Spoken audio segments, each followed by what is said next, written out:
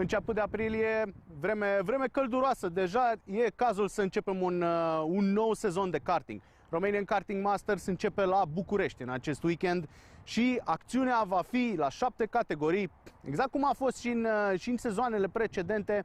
E al 4-lea an la rând în care această competiție ridică ștacheta în kartingul românesc. L-am alături de mine pe Radu Iordache, pilot senior rock. 7 categorii, cum spuneam, de la cei mai mici până la absolut orice vârstă poți să activezi în acest sport. E loc pentru toată lumea, atât pentru tinerii care aspiră la o carieră profesionistă, care vor să meargă către Formula 1, de ce nu? E un mare vis să ajungem să avem un român acolo, un român în cea mai puternică competiție de motorsport. Primii pași se pun aici, se pun pe pistele de karting din țările natale ale fiecăruia. Iar în România, scena de karting este foarte, foarte activă. Acum e momentul să începem aceste sezoane. 7 categorii, cum spuneam, în acțiune. De unde începem? De unde vin cei mai mici dintre acești tineri să își înceapă aventura asta? Începem la clasa Promo BB, undeva în jurul a 3-4 ani. Ne mutăm după la clasa Rookie, unde deja începem să folosim un kart ca cel pe care îl avem aici. Activăm în continuare către clasa Micro și clasa Mini Rock, unde avem la fel același kart. Se schimbă doar motoarele sau anumite reguli care să crească ușor viteza competitorilor. Apoi se face o trecere destul de brutală către clasa Junior. Deja în jurul vârstei de 12 ani, piloții ajung pe un kart mare, unde vor face și senioratul până de la 15-16 ani, până când nu mai pot.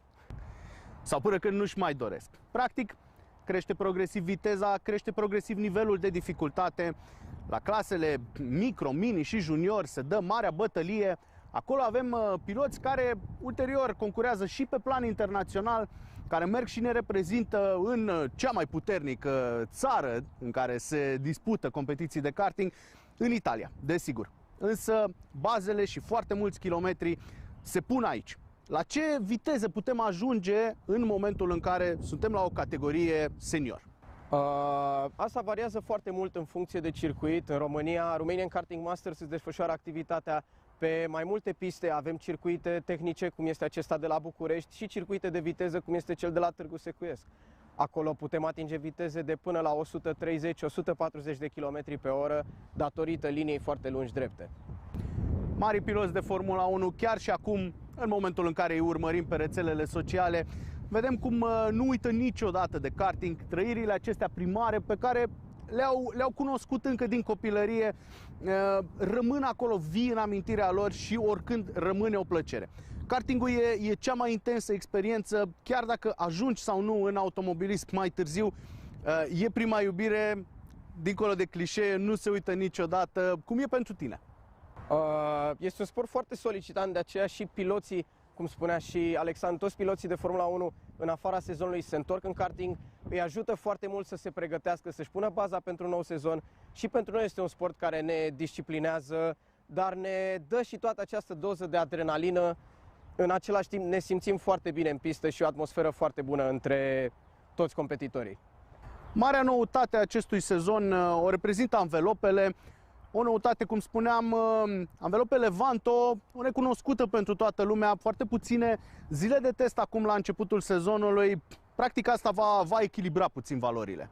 Într-adevăr, prima etapă va fi o necunoscută pentru toată lumea. Toți vom pune acum anvelopele Levanto, nu știe nimeni cum se comportă aceste anvelope, ce uzură au, cât de rapide sunt, cât de repede vom reuși să ajungem toți într-un timp comun.